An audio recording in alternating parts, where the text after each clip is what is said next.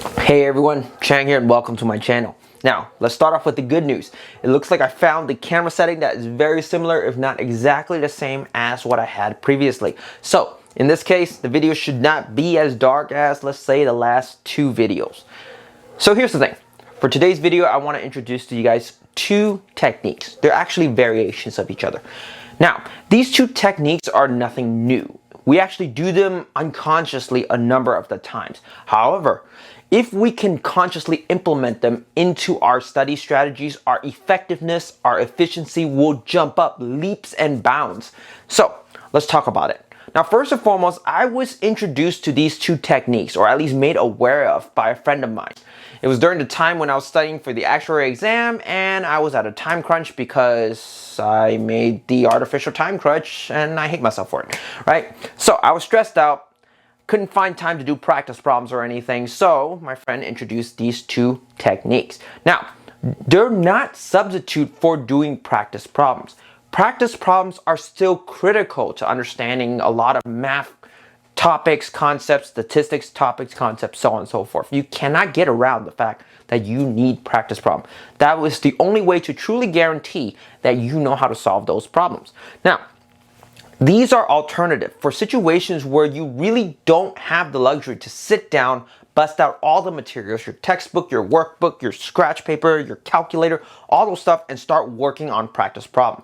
This is for times where you can be more efficient because it's a small little break, either in between work, bus stop, waiting for a friend, whatsoever, where you can't or you don't have the luxury of an environment where you can just sit down and study, and you can still cram or at least, have some studying done. So here's the thing. Each and every one I mentioned has a benefit and disadvantage. I'm going to talk about both. Let's just start off with the first one, the mental reading practice. Now, it's actually very similar to doing a practice problem. It's actually extremely simple. So first and foremost, what you're going to do is you're still going to look at all the practice problems that you can get access to. If you can bust out your textbook, that's great. If not, a strategy that I find particularly useful is you get your cell phone and you take pictures of those practice problems. So you can open up your photos in your cell phone and then start using that. Now, the mental reading practice is done like this. You first and foremost, you look at the practice problem like you would normally do when you try to solve it. However, since you don't have scratch paper, you don't have your calculator, you don't have any of that, what you're going to do instead of doing the calculation and trying to hold it all in your head, you're just going to ask yourself simple questions. All right, here's a problem in front of me. How would I go about solving it? What do I think they want me to do? What are some strategies, some techniques, some concept that I remember that will help me go about solving this problem? So for example, let's look at this problem right here. Find all real numbers such that x to the fourth power minus 2x squared minus 15 equals 0.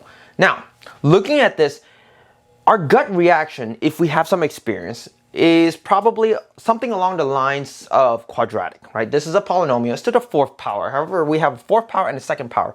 If we substitute x squared in another variable, let's just say y or whatsoever, we can solve this as well. So, since it's a polynomial, very similar to quadratic, I actually can think of maybe two ways I would go about it. The first one is I'm going to try to factor this as much as possible. Well, if I'm going to try to factor this, the best thing to do is I would always try to find a number, two numbers that add together to become the middle number and to multiply together to become the ending number, and then factor it that way. Then I would solve for 0 and hopefully get the answer. If not, what's another way I can go about it? Well, since it's very similar to a quadratic form or quadratic equation, I will use the quadratic formula, right? Quadratic formula will result in x squared equals something something. I would probably have to use the quadratic formula again, if not go into factoring. And so with a problem like that, I run through different scenarios, how I can go about solving this. Now, do I know if all the concept is absolutely correct?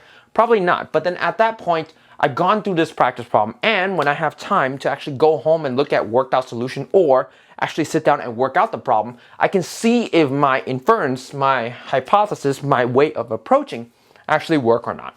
So that's the mental reading practice, a way to actually approach and actually think about and try to solve practice problem when you don't have scratch paper. So that's really good, right?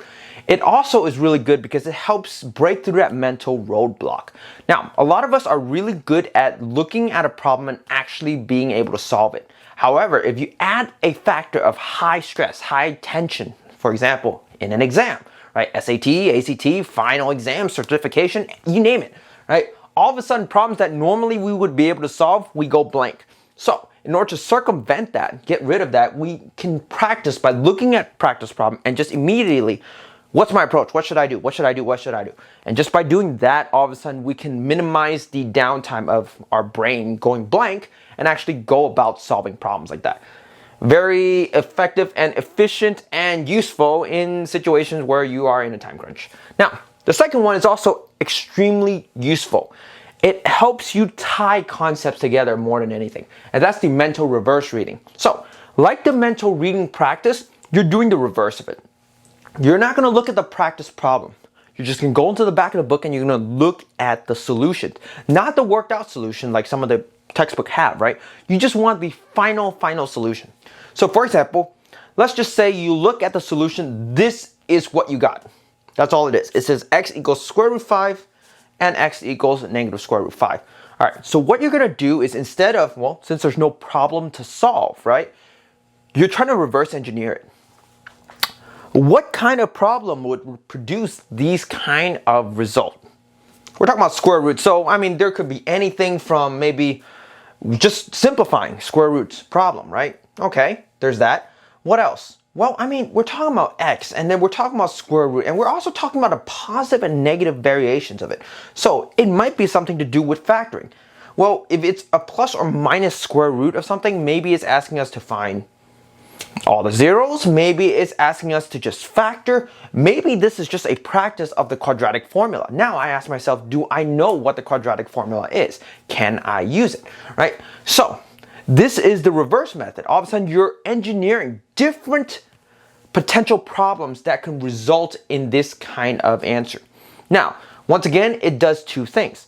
First and foremost, it's really good breaking the mental roadblock of looking at a problem and knowing how to solve it. Because you have already basically brainstormed all possible different problems that have this kind of answer, when you look at those problems, you already have a general concept of what the answer will look like.